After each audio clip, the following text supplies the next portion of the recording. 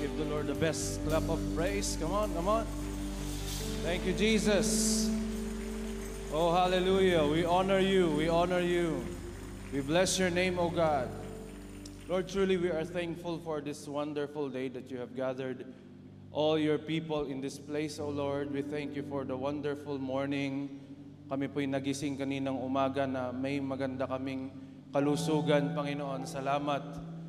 Salamat sa tagumpay, O Diyos. Salamat sa matagumpay na week na nagdaan. And Lord, we are full of expectations today. And Lord, we are acknowledging your presence in this congregation today, O God. Lord, kami sama-sama nagpapakumbaba. Humihingi kami ng tawad, Panginoon, sa aming mga kasalanan. Lord, linisin mo kami ng iyong banal na dugo. Ngayong oras na ito, O Diyos, umaasa kami, Lord God, na kami tatanggap ng bagong bagay na nanggagaling sa iyo. And Lord, hindi namin mamimiss ang bawat salita mo na ipin-prepare for us. Lord, kami ngayong araw na ito, kakain ng iyong salita, mabubusog.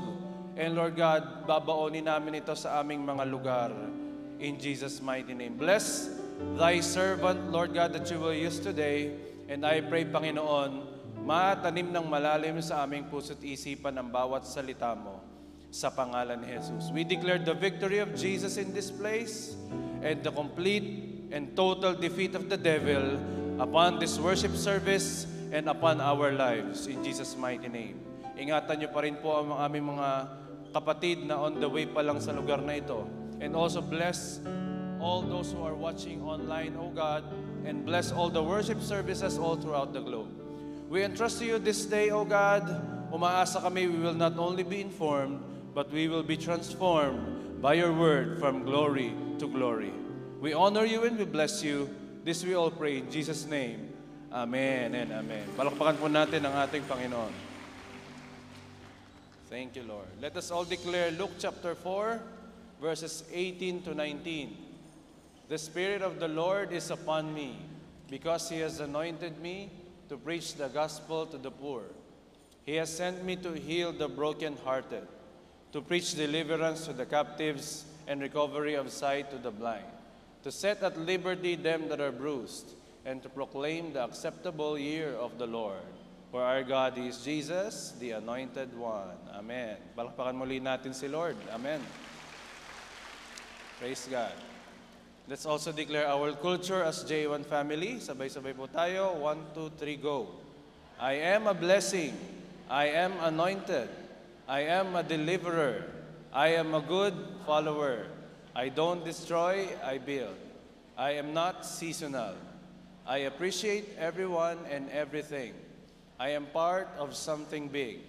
I'm in partnership with Christ. And I am not extreme. Amen. Balakpak muli sa ating Diyos na buhay. Thank you, Lord. Ang ating pong beloved Bishop Art and Revlin ay nasa United States po ngayon to celebrate the anniversary there, I think sa California. At may mga conferences din po sila sa lugar na yon. Kaya isama po natin silang patuloy sa ating prayers of ang kanila pong victory at ang kanila pong safety sa lahat ng kanilang pupuntahan.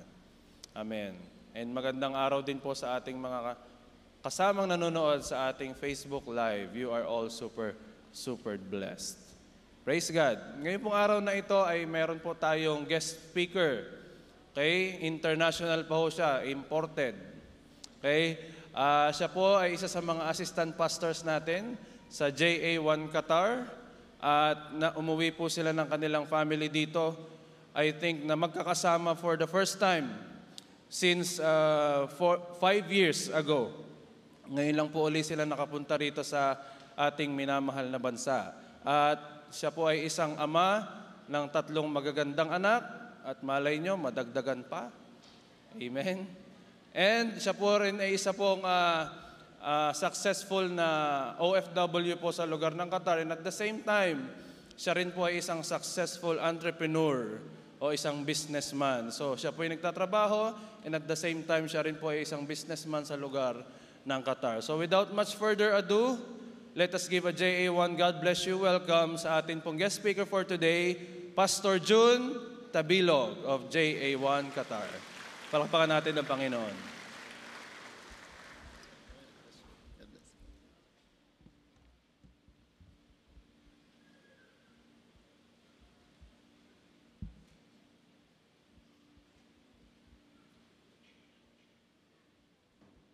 Praise God. Wow, nakakatuwa naman dito. This is, after 5 years, nandito po ulit kami. At biyaya po ng Panginoon na muling makatayo dito sa harapan ninyo para makapag-share ng salita ng Panginoon. Bago po ako mag-umpisa, pwede bang taas natin ang ating kanang kamay? Yan. Tapos sabihin mo sa nasa kanan mo, nagpakabait ka siguro last week, ano? Sabihin mo sa katabi mo, nagpakabait ka siguro last week. Oh, ito. Kasi pinili ako ng Lord na makatabi mo. O, taas naman ang kaliwang kamay. Ayan. O, yung nasa kaliwa mo naman. Sabihin mo sa kaliwa mo, ang tunay na mabait,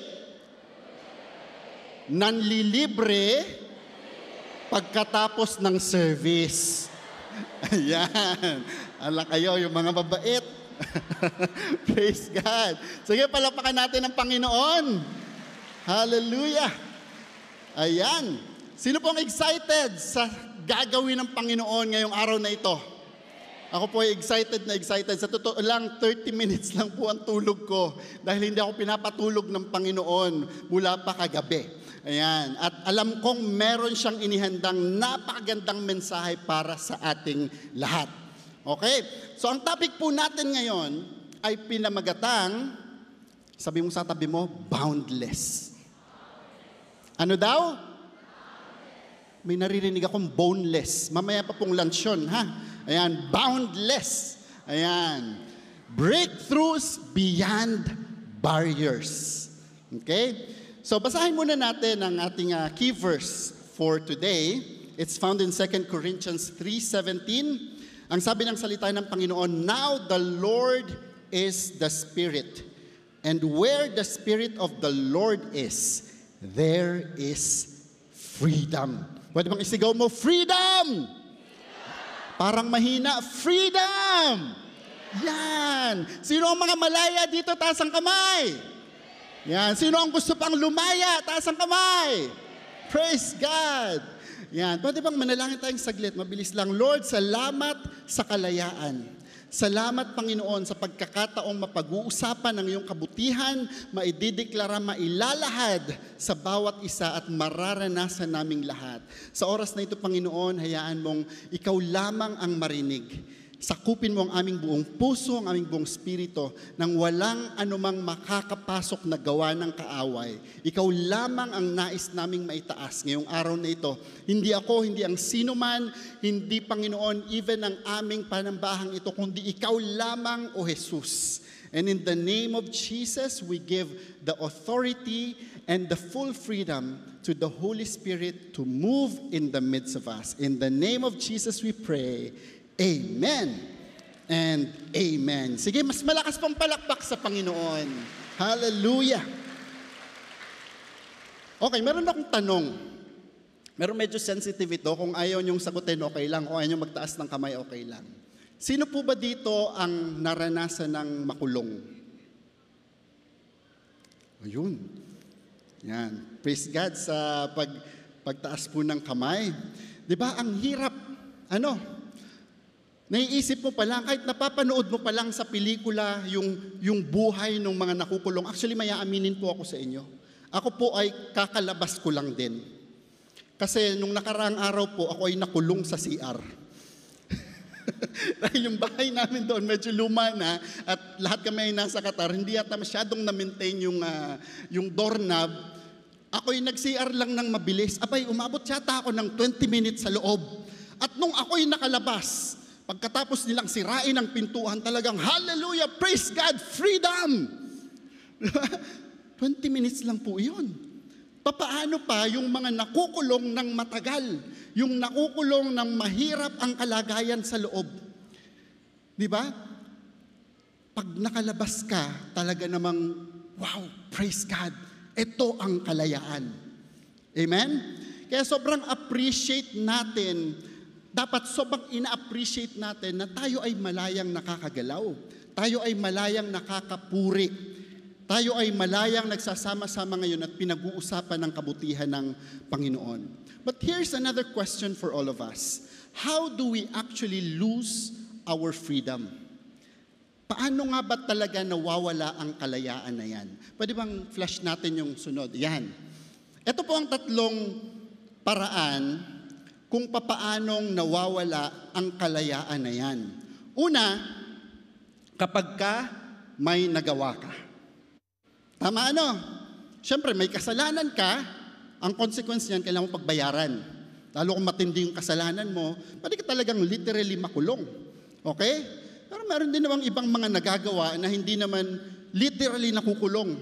Pero nangutang ka, kailangan mo pagbayaran.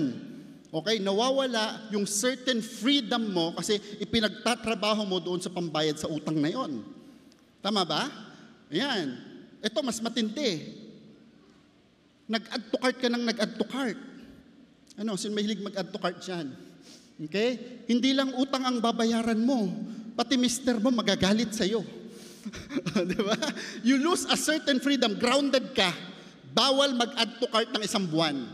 Diba? Yan. Ito yung mga may nagagawa tayo, may consequence, and there's a certain freedom taken away from us as a consequence of what we did. Amen po ba? Yan. Pangalawa, kapag ka may nasabi ka. Pag may nasabi ka, tutuparin mo. Nangako ka sa girlfriend mo na may date kayo, sa boyfriend mo na may date kayo, tapos biglang hindi nasunod, lagot ka. Diba? So nangako ka, kailangan mong pagbayaran. You lose a certain freedom again. Diba? Kasi dapat may ginagawa kang iba, pero dahil nangako ka na may gagawin ka, ginagawa mo yon to fulfill what you said. Diba? Pag nag-oo ka sa boss mo, sa deadline, sa isang project, kailangan mo tuparin. Kundi, lagot ang bonus. Lagot ang promotion mo. Diba? So again, you lose a certain time fulfilling what you have promised. Sino may mga barkada dito? Taas po ang kamay. Yan. Close ba kayo? Mga life group. Sino may mga anointed group dito? Taas ang kamay. Yan. Sinong mga active sa anointed groups nila? Ayan. Parang yung iba, kahit anong tanong ko yata, hindi magtataas ng kamay. Okay. So, kapag ka nangako ka dun sa Dabarkad, so sa anointed group mo, nasasama ka, pag hindi ka nagpakita, ano ang tawag sa'yo? Kilay. Bakit kilay? Drawing ka kasi. Joke lang po. Ayan.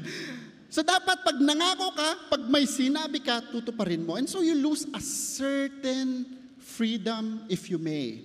Kasi kailangan mong tuparin. Kailangan mong gawin. Even the Bible reminds us in Ecclesiastes 5:2 to let your words be few when you are in front of the Lord. Huwag kang mangako ng mangako kasi baka hindi mo matupad. Yung mga pledges na binibitawan mo, baka hindi mo naman matupad. And there's a certain consequence to that. Di ba? So we are bound by what we do and what we say. Amen po ba? We are bound by what we do and what we say. Yung pangatlo naman, this is a different kind of way kung saan nawawala ang freedom natin. Kasi ito, hindi natin ito ginusto. Madalas, ito ay nangyari na lang sa'yo dahil ginawa ito sa'yo ng ibang tao. Or sadyang nangyari dahil napasok ng kaaway ang buhay mo. Siguro hindi masyadong na-cover sa panalangin o kaya naman inalaw ng Lord na mangyari. So kapag ka may ginawa sa iyo or may nangyari sa iyo, sadly, we are also bound by what others say and do. Amen? Kapag ka may sinabi ang iba, may ginawa ang iba, we are bound by that.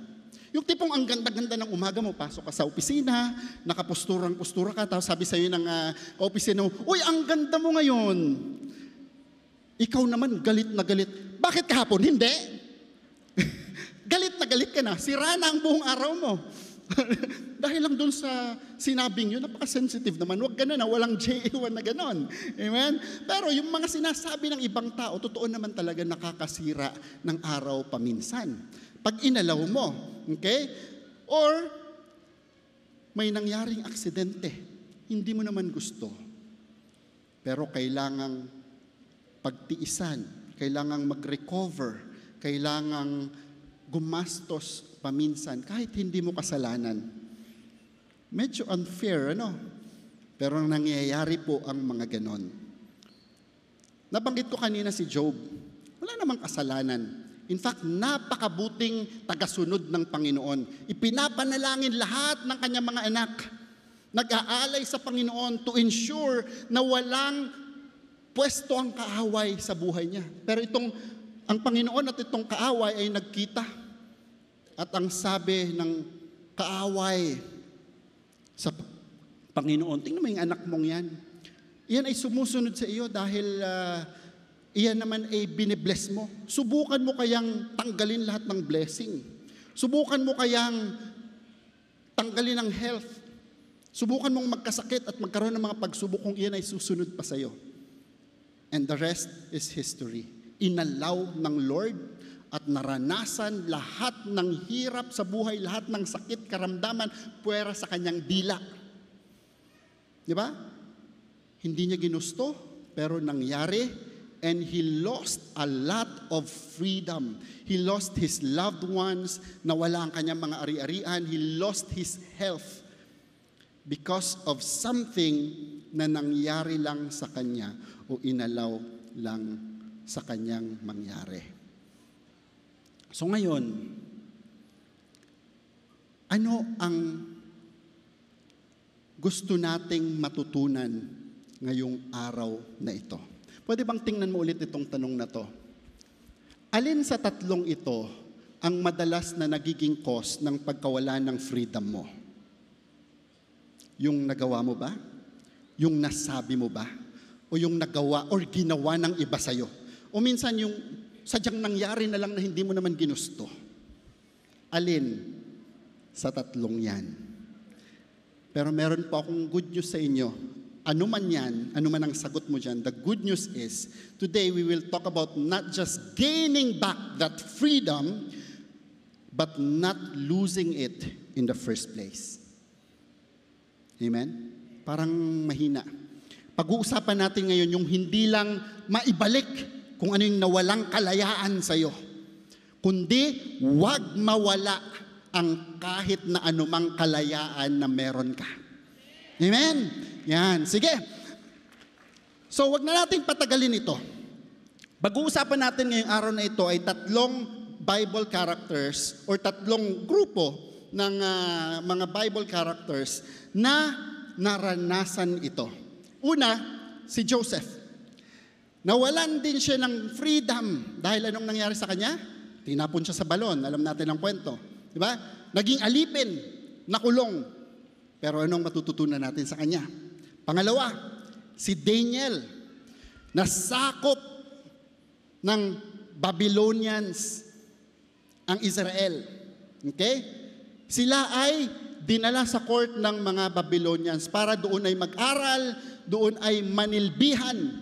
Pinasosyal lang silang mga slaves kasi mas matataas, binigyan sila ng posisyon. Okay? Pero nawala ang freedom nila. Anong matututunan natin kay Daniel? And lastly, pag-uusapan natin si Paul at si Silas. We all know the story when they were in prison and they started worshiping God at nakalas lahat ng mga kadena, nabuksan lahat ng mga pinto. Amen? Mangyayari kaya sa atin ang mga ito? At least the freedom that they experienced. Kasi may kanya-kanya tayong mga kulungan, may kanya-kanya tayong mga pinagdaraanan, may kanya-kanyang form ng paghihirap, ng challenges na kinakaharap ang bawat isa. But I want us today to receive the kind of anointing that these people had so that they can experience real freedom even when they are going through something difficult. Even when they are bound by something. Amen? Naranasan nyo na ba na paglabas nyo ng church na ito, kahit napakaganda ng pagpupuri natin, kahit napakaganda ng preaching ni pastor, pero pagdating mo sa bahay, meron ka agad problemang kinaharap. Di ba? O kaya dyan pa lang sa daan, merong nagsungit, merong nangkat sa'yo kung nagdadrive ka. Di ba? you lose a certain kind of freedom. You lose a certain kind of joy kapag hinayaan mo. Okay? But today, let's look at the lives of these three people or these groups of people. At ang dalangin ko, matutunan natin kung ano yung alam nila at naranasan nila. And I pray that all of these good things that happened to them, being boundless despite of the barriers that they were facing, despite of the challenges that they were facing, ay maranasan din nating lahat. Amen? So, diretso na tayo kay Joseph. Si Joseph, alam natin, kukwento ko na lang po, hindi ko nababasahin ang buong verse. Alam natin ang kwento niya. He was Joseph the dreamer. He had a dream na napakaganda.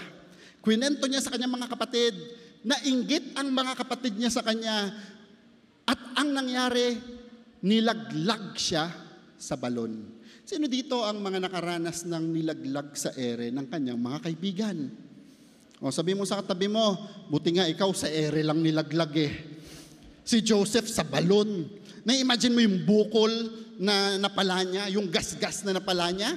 Hindi ko alam kung gaano kalalim yung balon na yon, pero hinulog siya, at ang masakit doon, yung mga kapatid niya mismo ang naghulog sa kanya. Di ba mas masakit? Sabi nga nila, the people you love the most hurt you the most. Yun, hugot. Tama, di ba? At ganun-ganon ang nangyari kay Joseph. But, how did Joseph get through all of that? It was a series of mishaps. It was a series of painful events in the life of Joseph that ultimately took his freedom. Pero, ito ang parating isinaisip ni Joseph. Flash po natin yung sunod. Ang parating iniisip ni Joseph, ang balon ay hindi niya destinasyon. Sa English, the pit is not your place. Amen? Sabi mo nga sa sarili mo yan, ang balon ay hindi ko destinasyon. Hindi ko alam kung anong mga balon ang kinalalagyan nyo ngayon. Gaano kalalim yan, gaano kadilim yan, sino ang naglaglag sa'yo dyan. But one thing is for sure, that pit is not your place. Hindi ka ginawa ng Diyos para manatili dyan. In fact, the pit is just the preparation for what? For the palace that is about to come. Yung pag-iisa mo doon sa balon na yon ay preparasyon lang ng Panginoon para balang araw, hindi ka na nag-iisa. Nakaupo ka na sa tabi ng hari. Ikaw na ang isa sa pinakamataas. Mula sa pinakamalalim na parte ng balon, iaangat ka ng Lord sa pinakamataas na posisyon. Sino may gusto noon? But it will never happen without God allowing you to experience the pit. Si Joseph, all throughout those painful experiences, he remained faithful in God and in His promises. Narinig niyo bang nagtanong siya, Lord, bakit ako? Sana yung kapitbahay ko na lang.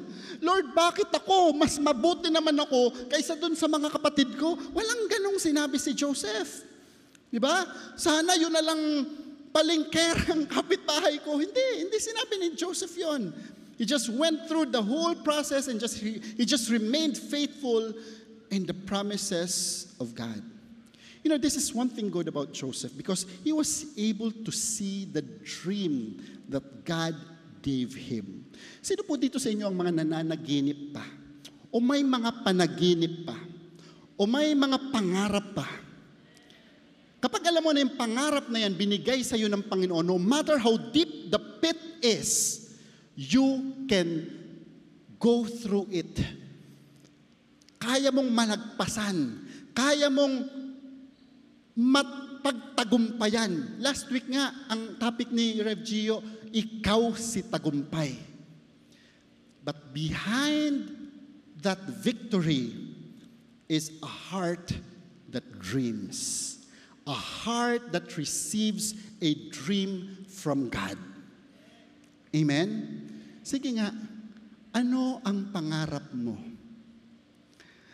Ano yung mga panaginip na pinaniniwalaan mong pangyayarihin ng Diyos sa buhay mo? Meron ba? O sumusunod ka na lang sa agos? I think it's high time for us to dream again. To ask God for what He really wants to happen in your life. Because your current location is not your final destination. Joseph was thrown into the pit. He went to become a slave and he experienced injustice. He experienced betrayal dun sa mga kaibigan niyang nakalimot sa kanya. But he kept waiting and waiting and waiting. You know, when life pushes you into a pit, anong kailangan mong gawin? When life just pushes you down that very deep, dark pit, what do? You push back with purpose. Alalahanin mo yung purpose na binigay sa iyo ng Panginoon. Diba? Because for every pain, there is a purpose. In fact, ang sinabi ng salita ng Panginoon, this is a very famous verse that we all know, Jeremiah 29:11. For I know the plans I have for you, declares the Lord, plans to prosper you and not to harm you, plans to give you hope and a future. You know what? You have to take comfort because God knows where you are now. I know the plans I have for you. Alam ng Panginoon. So alam niya rin kung nasaan ka ngayon. He knows where you are now and take joy because God knows where He is taking you. Alam ng Panginoon kung saan ka niya dadalhin. Sabi mo sa katabi mo, training. Yan. Kung nasaan ka man ngayon, training ground mo lang pala yan. Okay? Minsan, yung training ground na yan, eto medyo masakit. Ang next step niyan, hindi pa blessing. Ang next step niyan, mas matinding training, mas matinding pagsubok, mas masakit. Tayo, ang iniisip natin kaagad, Lord, tapos na tong isang pagsubok na to, blessing naman dyan, pero hindi sa lahat ng oras nangyayari yun eh. But you know what? Huwag kang mag-alala. Kasi habang dumadami yung levels ng trials na pinagdadaanan mo, naiipon naman ang naiipon yung mga blessing na naghihintay sa'yo. Amen? So hayaan mo na, sige Lord, sige lang, ito lang ako, maniniwala ako sa'yo, magtitiwala ako sa'yo, dito lang ako. Basta Lord, ipunin mo ng ipunin yung blessing ko. And true enough, the next day, Joseph just saw himself in front of the king. Nasa harap na ng pinakamataas na posisyon. Mamaya, ikaw, ipapatawag ka na rin ng CEO mo, o ng presidente ng kumpanya nyo, o ng principal's office pala, hindi. Ipapatawag ka para i-bless ka, para i-promote ka. Parang hindi nyo yata narinig. Ipapatawag ka para i-bless ka. Ipapatawag ka para i-promote ka. Amen? Hintay-hintay ka lang muna. Amen? So you see the mindset of Joseph, even when physically going through being bound and shackled by all these difficult trials, ano ang hindi natali o nakadena sa kanya? Yung paniniwala niya doon sa pangako ng Diyos na kayang tuparin ang kanyang mga salita. Palakpakan natin ang Panginoon. Amen? Yan ang dapat nating parating tandaan. The pit is not your place. Ideklara mo nga ulit, ang balon ay hindi ko destinasyon. Amen. Pangalawa, pag-usapan naman natin ngayon si Daniel. Si Daniel nakasama ang kanyang mga kaibigan na sakop ng mga Babylonians at dinala sa Babylon course para pag-aralin. Okay? The greatest challenge for Daniel was, alam na nating lahat, when he was put in the lion's den. Okay? Alam natin ang kwento, di ba? Bakit siya napunta doon sa lion's den? Kasi siya ay kinainggitan ng ibang mga kalaban niya. Okay? Siya ay nananalangin araw-araw. At napansin itong mga kalaban na ito na, itong taong ito nananalang. Hanap sila ng batas na pwedeng papirmahan sa hari. Trinik nila ang hari para pirmahan niyon. At ang sabi ng batas na yun, sino mang nananalangin sa ibang Diyos na hindi namin Diyos, hindi Diyos ng mga Babylonians, ay kailangang mamatay. At itong si Daniel, patuloy na nanalangin despite of the law that was implemented in that land. At sa madaling sabi, he ended up in the lion's den. Talk about getting your freedom from you. Sa kanya, hindi lang kulong. Patay pa siya. At hindi magandang pagkamatay. Paano ka ibuburol? Di ba? Lasog-lasog ang katawan mo. Kinain ka ng leon, baka nga wala nang natira. Buto na kaagad. Tinalo pa nun ng crinimate. Buto na lang. Okay? Pero naghimala ang Panginoon. We all know the story. But one thing that we're not focusing on is what Daniel did even from the very start. Yung sinabi ko sa inyo kaninang training, pinagdaanan din ito ni Daniel. During the first time na sila ay nahuli at sinakop at dinala sa courts ng mga Babylonians, noon pa lang nanindigan na siya. Kumakain ng lahat ng masasarap na pagkain na inaalay sa mga Diyos-Diyosan, pero sabi niya, hindi. Magda-diet ako. Sabi mo sa katabi mo, magda-diet ako. Yeah. Mag-diet. Ayan, Lord, magda-diet lang pala. Hindi siya kumain. Ano ginawa niya? Okay na po kaming gulay lang ng gulay. But you know what he was doing? You know what he was doing in effect? Ang ginagawa niya pala ay pinoprotektahan niya yung identity niya bilang Hebrew, bilang Israelita. Kasi trinain sila ng salita ng Panginoon na huwag niyong kakainin yung mga pagkain na yon.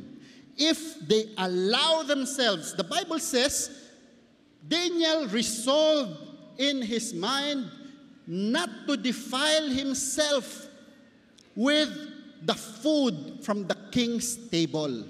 Talk about compromise, no? Masarap ang pagkain, ang bilis kumain, ang bilis kumagat. Di ba? Pero sabi niya, hindi. I am protecting my identity. Ang sabi ng Panginoon, ito lang ang kakainin namin, so ito ang kakainin ko. Hindi ako kakain ng pagkain nila kahit masarap yon.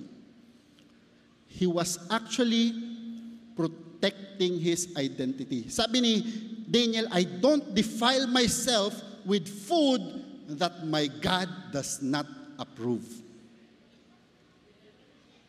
Hindi ko dudumihan ang katawan ko ng mga bagay, ng mga pagkain na ayaw ng Diyos para sa akin. Can we expand that a little bit with how we conduct ourselves in the workplace? Pagka may mga lagayan ng nangyayari, mabilis ka bang umuo? Kapag ka may kopyahan na sa eskwelahan, mabilis ka bang makikopya? Kapag ka lahat nagsisinungaling, nakikiayon ka ba? Tandaan po natin, even if 1 million people say the wrong thing, it still remains wrong. And Daniel was brave enough to say, no, I will not defile myself with the wrong things that God does not approve. Yung mga kaibigan niya naman, Shadrach, Meshach, Abednego, pinaluluhod din doon sa imahe ni King Nebuchadnezzar. At ang sabi naman nila, kahit kami ay hindi iligtas ng Panginoon doon sa nag-aapoy, anong tawag doon? Fiery furnace. Hindi kami luluhod dyan sa ribultong yan. Grabe yung faith, ano? They were also protecting their identity. Sabi nila, I don't bow down in the image of other gods. At ang sabi ni Daniel, I don't stop praying. So ang lahat pala ng yun is just a matter of protecting their identity. Dahil alam nila na ang kanilang identity ay sa Diyos. Tayo ba? Alam mo ba kung sino ka? Alam mo ba kung ano yung kapangyarihan na meron ka? Alam mo ba kung ano yung mawawala kapag nag-compromise ka? Alam mo bang tumayo sa harap ng kamatayan at sabihin, hindi ako natatakot sa iyo? Tumayo sa harap ng apoy at sabihin, kahit masunog ako, hindi ako aatras sa iyo. You know, in Galatians 2:20, ang sabi ng salita ng Panginoon, I have been crucified with Christ and I no longer live. Sabi mo sa katabi mo, I no longer live.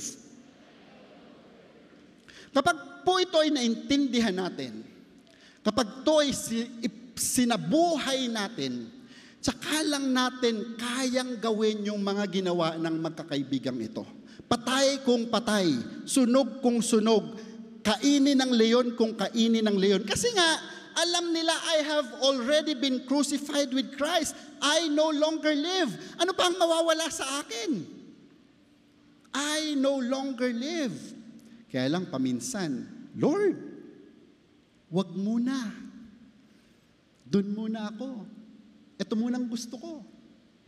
Mukhang masaya yata doon. Wala naman dito si pastor. Hindi naman ako makikita ng mga anointed group ko. Ikaw po yun. Ikaw na nabubuhay doon sa dati. Pero ang sabi ng salita ng Panginoon, dapat na-crucify ka na, naipako ka na sa krus kasama na Kristo at hindi na ikaw ang nabubuhay dyan. But Christ who lives in me, the life I now live in the body, I live by faith in the Son of God who loved me and gave Himself for me. Sabihin mo ulit sa sarili mo, I have been crucified. So kapag alam mo na namatay ka na kasama ni Kristo, wala nang ibang threat ng kamatayan ang pwede pang gumapos sa'yo o magnakaw sa kalayaan mo. Amen. Madaling sabihin, no? Medyo mahirap-hirap gawin. Pero kinaya ni na Daniel, ni Shadrach, ni Meshach, and Abednego. And I think God will give us all the grace to do the same thing. Your identity is not much about what you do. It is what you don't do. Pag nagpapakilala tayo kung sino tayo, madalas nating sabihin, ako po ay ganito, ako po ay negosyante, ako po ay nagtatrabaho sa ganito. It's easy to say what you do to define your identity. But God looks at you and sees what you are not doing for His glory. And He looks at that at na-honor siya kapag hindi natin ginagawa yung mga hindi natin dapat gawin. Amen?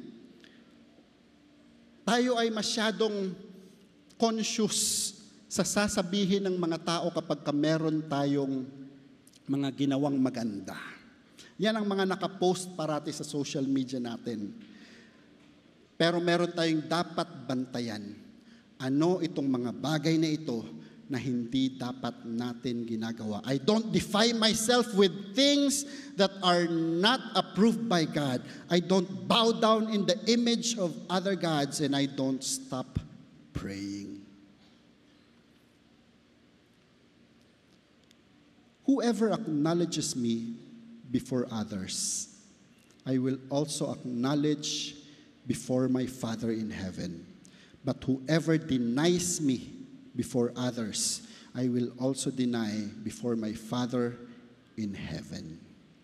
Kapag tinanggihan mo ang iba for the sake of your God, makakaasa ka na hindi ka tatanggihan ng Diyos sa mga panahong ikaw naman ang nangangailangan. Amen. So ang yungib ay hindi mo reputasyon. The den is not your identity. The lion is not your enemy. Kaibigan mo ang leon. Doon gagawin ng Panginoon ang himala sa buhay mo. Yung apoy ay hindi kinatatakutan. Hindi kanyan tutupukin. Yan ang gagawing paraan ng Panginoon para maghimala siya sa buhay mo. Amen? And lastly, pag-usapan natin itong si Paul at si Silas. Nung sila ay nag-concert doon sa kulungan. Lahat ay tahimik hating gabi. Pero sila ay hindi nagpapigil. Sabi mo sa katabi mo, walang makakapigil sa akin. Lalo sa pagsamba sa Panginoon. Ha? The point here is, your praise has power to break your prison. Yung pagpupuri mo may kapangyarihan para kalasin ang mga kadena, para buksan ang mga selda. Paano kang magpuri sa Panginoon? Yan ang tanong. Paano kang magpuri sa Panginoon? I can imagine the way Paul and Silas was praising and worshiping God during that night. It was as if it was the last night of their lives. Hindi nila alam, nakakulong sila eh. Baka bukas makalawa, ipapatay na rin sila. But they gave everything that they had, praising God. All the strength, lahat ng boses nila, lahat siguro ng galaw, lahat ng sayaw, ginawa nila para purihin ang Diyos na buhay. Amen? Tayo napaka-blessed natin kasi naka-aircon tayo habang tayo nagpe-praise and worship. May lyrics tayo habang tayo nagpe-praise and worship. Napakaganda ng worship team, ang ganda ng tugtugan. But real worship was when you worship even when the circumstances are not good.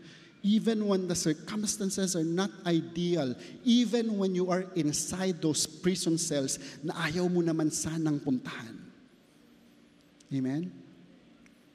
Kanina ang ganda nung kanta natin. I can feel the touch of God. I can feel the love of God. At tunay nga namang nararamdaman natin because we are here and the presence of God is here, but many times, hindi po natin maramdaman. Kapag may pinagdadaanan, kapag ikay nasaktan, kapag ikay nawalan, kapag may pagsubok na napakabigat, ang huling-huling mangyayari ay maramdaman mo. Pero, you have to decide, magtuloy ka. Dahil ang kadena ay hindi mo limitasyon.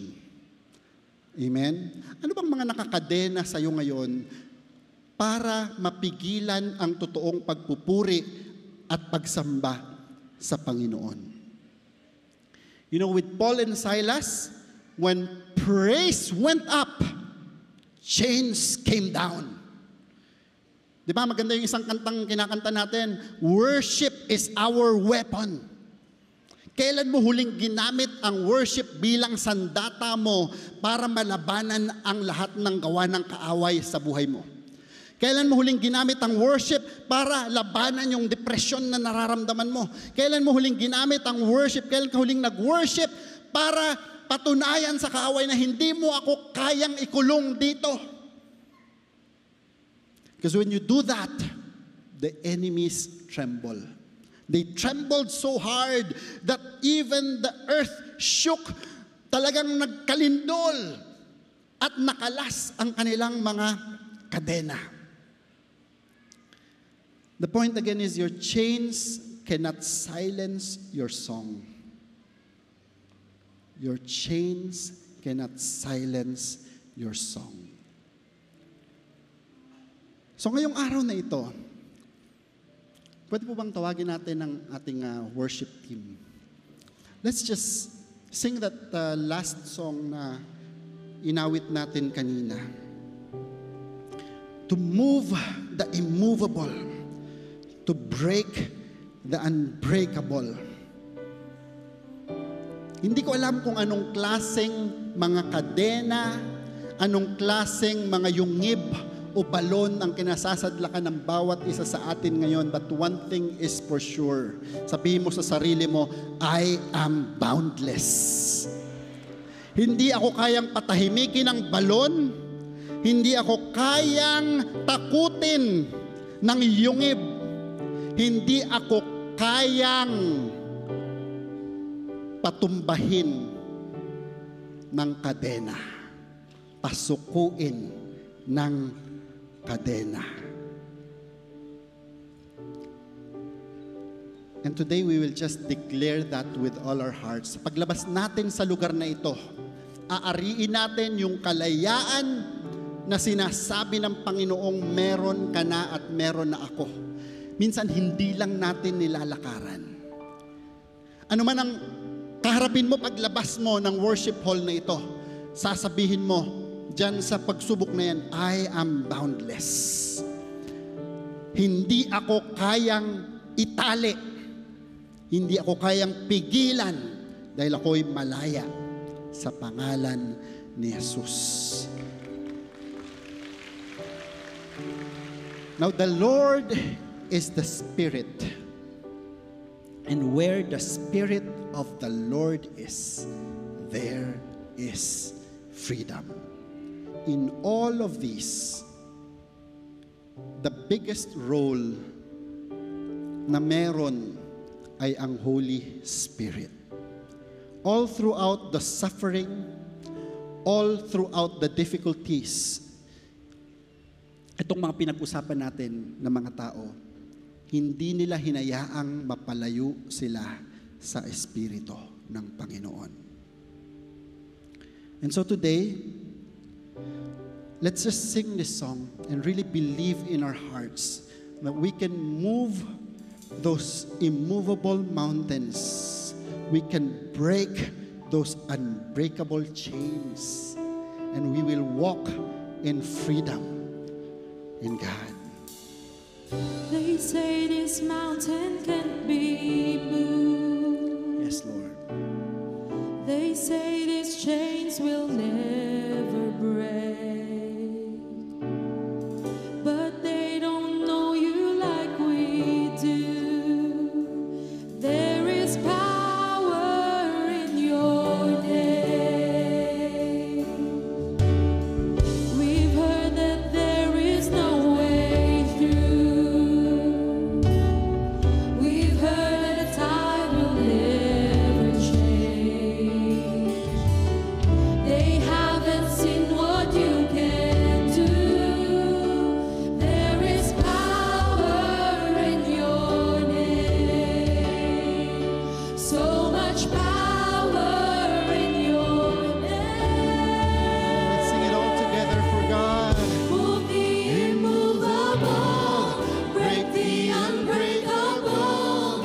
God, we believe. God, we believe for it. From the Yes, we believe it, impossible, Lord. we'll see a miracle. God, we believe. God, we believe for it. Sige, paniwalaan mo. Isipin mo ano mang klaseng balon yan, ano mang klaseng yungib yan. Ang kalayaan ay nasa sayo na. Still an empty grave. Yes, Lord. God, we believe no matter what, there is power in your Yes, there is. Yes, there is, oh Lord. so much power in your name. Let's sing this with all our heart, believing that you are free. Break the unbreakable.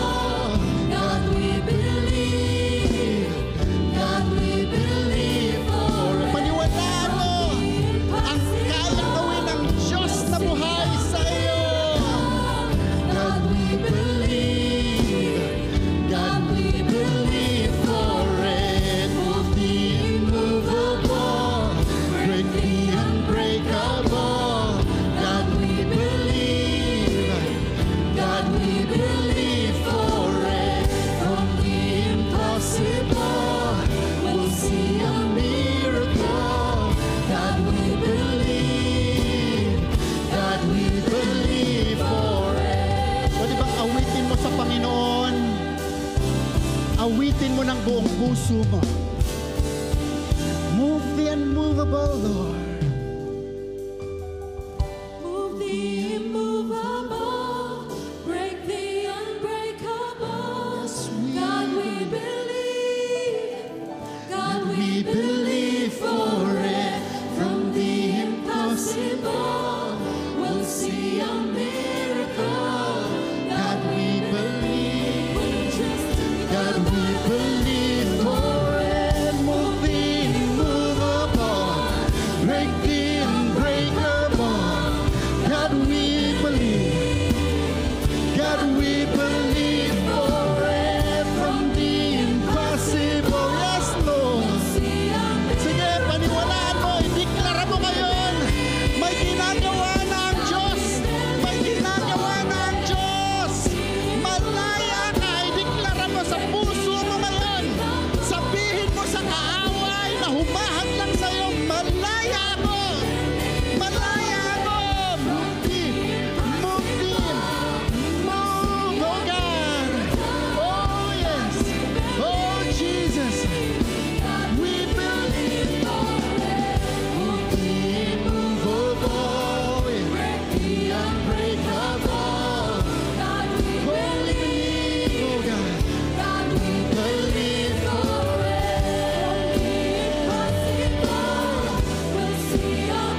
oh Jesus. Oh, there is freedom. There's freedom in your name. Yes, Lord God.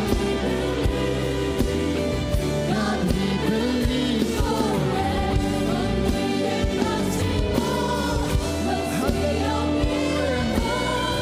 God, we believe.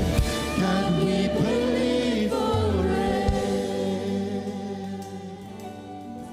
Now, I want you to just see in your spiritual eyes what the Lord has already done in the spiritual realm. Ano man yan, anumang klaseng tanikala, sabihin mo sa spirito mo, ako ay malaya na. Sabihin mo sa kaaway, ako ay malaya na. Sabihin mo sa sitwasyon, ako ay malaya na. Isigaw mo, I am boundless. I am boundless by the Spirit of the Lord. I am free. I am victory. In the name of Jesus. Let's sing it all together. Oh, hallelujah. I believe. Yes, Jesus. Sinabi mo ito, Panginoon. Paniniwalaan ko ito. At ito'y pinangyari mo na. Ngayon mismo. Ngayon mismo. I believe you said it is done. You said. Come on, believe in the miracle working God. Believe in what He is able to do. Believe in what He has already done in you. Oh, hallelujah. You said, and I believe it is done for me in the name of Jesus. God, we believe. God, we believe for it. We'll see a miracle. God, we believe. God, we believe for God,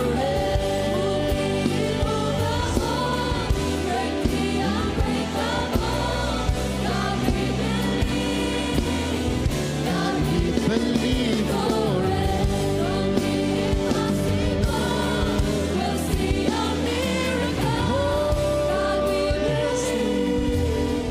God, we believe for Sige, palakpakan mo ang Diyos. na may ginawa na may pinalaya na, at ikaw at ako yon. Paglabas mo sa lugar na ito, ibang klaseng kalayaan ang mararanasan mo. Amen. Amen. Let's just seal that with the precious blood of the Lamb. Panginoon, siniselyohan po namin ngayon ang lahat ng kalayaan na natanggap namin. Lord, ang dating talunan ngayon ay tagumpay na. Ngayon ay panalo na. Ang dating mga struggles, Lord God, kayang-kaya na naming harapin dahil kasama ka namin. At kami naniniwala na ngayon pa lang, kami ay malaya na. We claim it and we seal it by the precious blood of the Lamb. In the name of Jesus we pray. Amen and amen.